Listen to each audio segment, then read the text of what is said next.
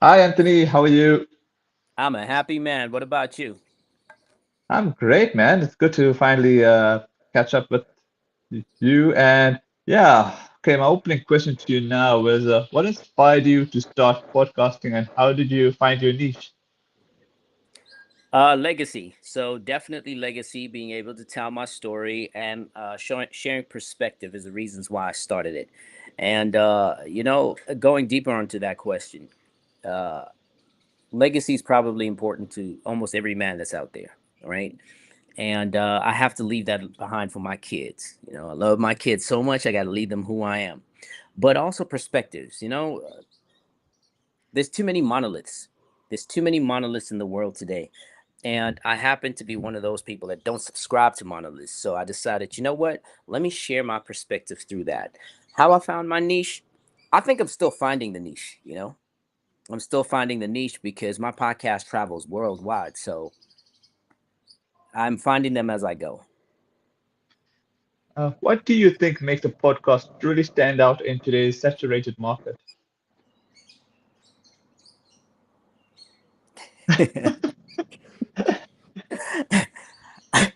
Well, there's quite a few things, right? So obviously, what I look like, what I sound like, where I'm from, how I think. There's a whole bunch of reasons why it stands out.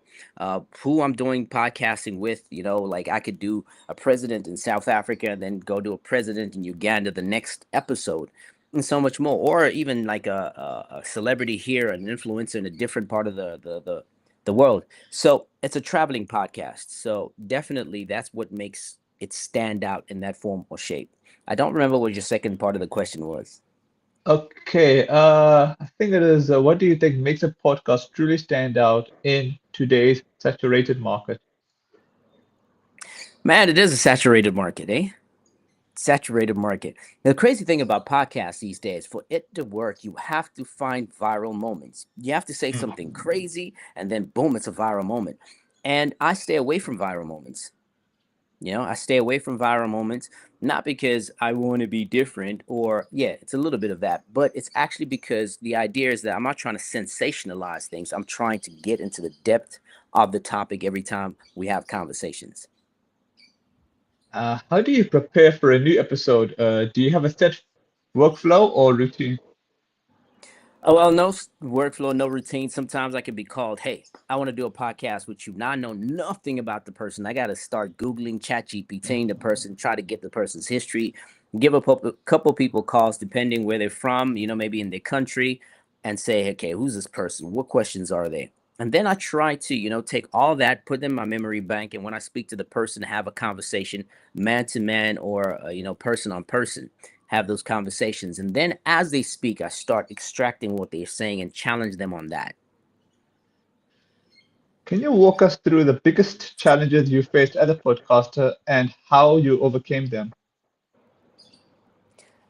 Resh is asking me a question here, but let me answer yours first. You Sure. say, have I, what was your question again? No, no, it's actually fine. You can answer Resh's first question first. Yeah. Hi, Anthony. Have you ever got yourself in hot waters doing podcasts? Resh, my name is Galston. My last name is Anthony.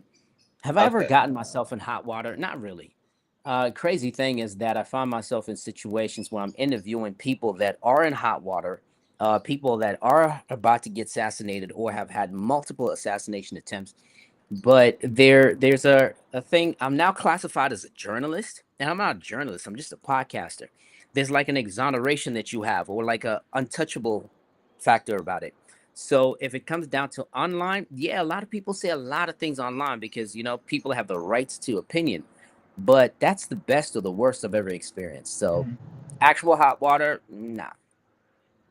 All right, all right. My question was, can you walk us through the biggest challenges you've faced as a podcaster and how you overcame them?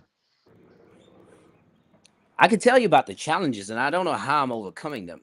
Now, my podcast is all completely sponsored by me, completely. Okay. So I can, once again, be anywhere in the world. So if I did a podcast with Bobby Wine, I did a podcast. Bobby Wine is from Uganda, for those that do not know him. He's a person that is fighting for human rights against the president, right? The Mhm. president tends to own the country. The country is like private property to the president. So he's an opposition. person. So I flew there, and obviously, me speaking to him is literally putting this physical life at risk. And so on my side, I got to call my presidents or the administration, be like, "Hey, man, if anything happens to me, yeah, you know what to do, right?" So putting myself into those positions, and it's really expensive getting to say a country like Uganda, Kenya, Nigeria, you name them. It's all at my own cost. So those kind of challenges is I'm looking for the stories. I don't have any corporate backup or anybody that is sponsoring me in any form, and I do it myself to try and search for stories and truths.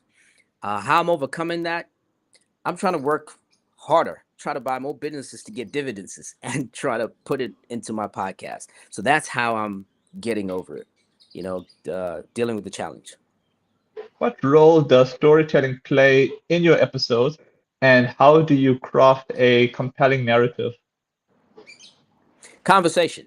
So it's definitely through conversation. I got to listen. Having we men, we don't listen. That's something we don't do very good. And it's just actually sitting there and listening to the person and trying to understand that person's perspective and challenge that person from their perspective. Not necessarily my own or the crowd's perspective alone, but their perspective too. And then try to see the hilarity picture, amalgamated with mine, put it together and see if there's a new portrait that comes out of that. So that's how I handle that. How important is audio quality, and what equipment or software would you recommend for beginners? If it's specifically audio, I just bought me, I said, Boya, right? Because my Sennheisers broke and Sennheisers ain't cheap. All right. So I bought me Boya, which is definitely like a third of the price.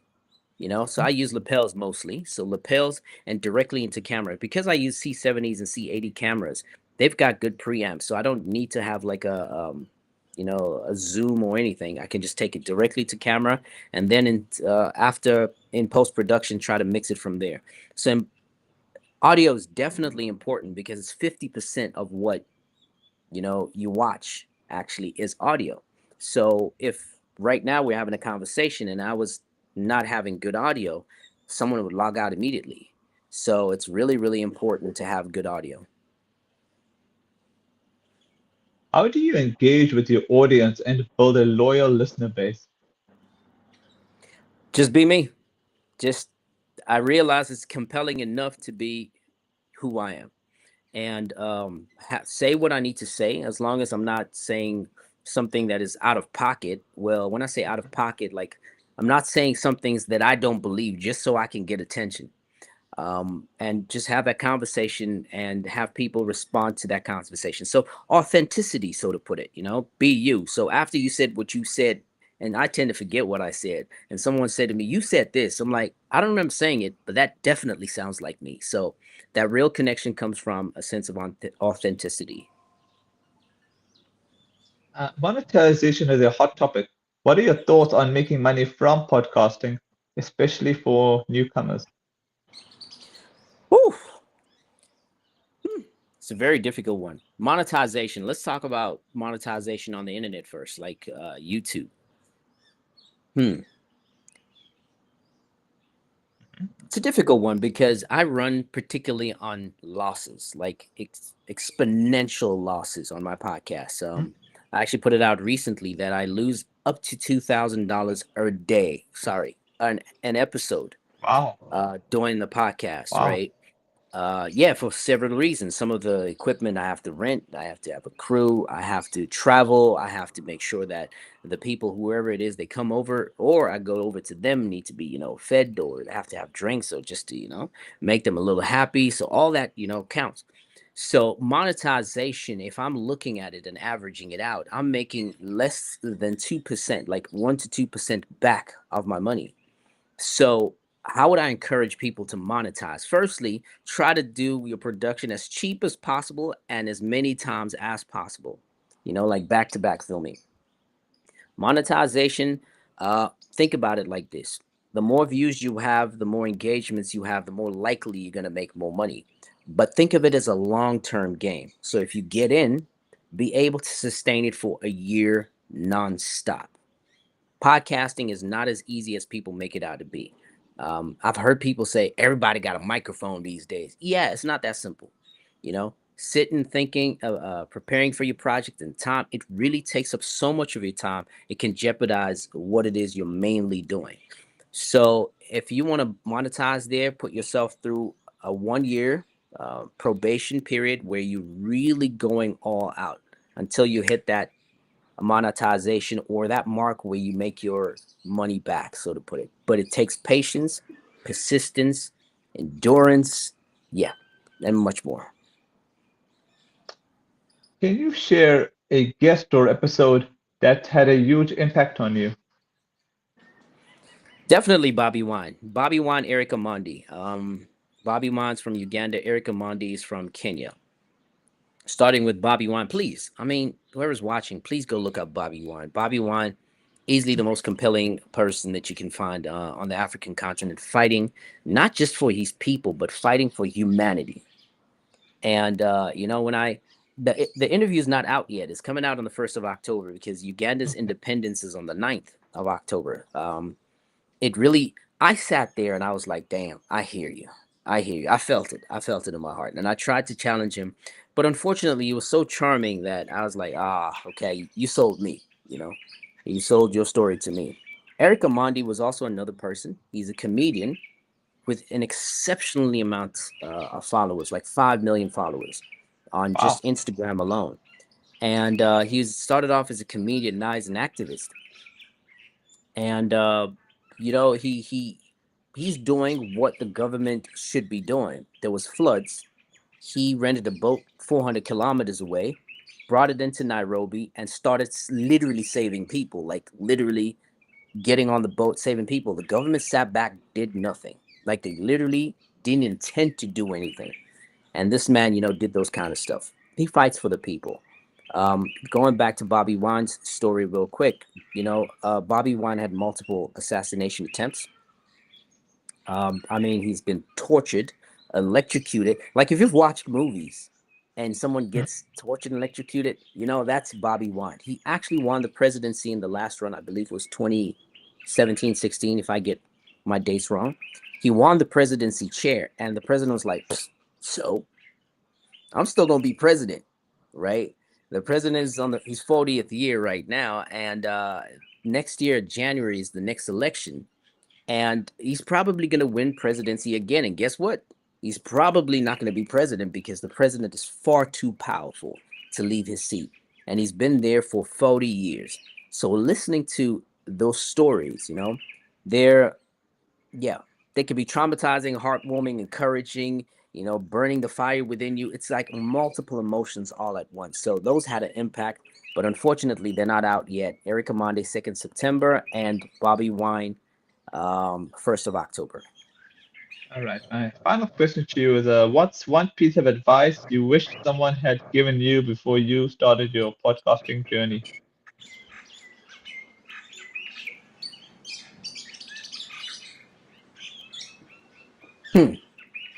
I don't know. Maybe, you know what? You're going to lose a lot of money. You're going to lose a lot of money. That's probably the advice I should have gotten. Because I didn't sit there and do calculations of, how much I'm probably going to put in. No, I just went in. And now I'm deep in, and I'm the kind of person, once I get in, the only time I'm getting out is a victor, you know? So, yeah, I think somebody would have sat down with me and said, look, man, this is the roadmap. And in this roadmap, this is what you're going to lose, and this is what you're going to gain. And here are the possible possibilities. So that's probably the advice that I would have needed pertaining podcast itself.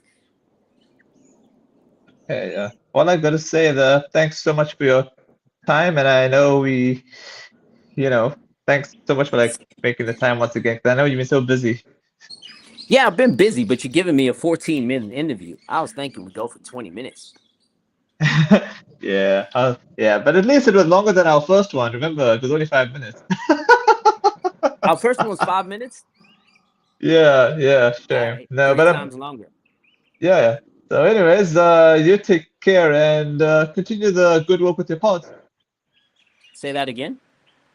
No, I said take care and continue the good work with your pods. I appreciate it, and I will. And back at you as well. You keep going and doing these interviews. I guess I'll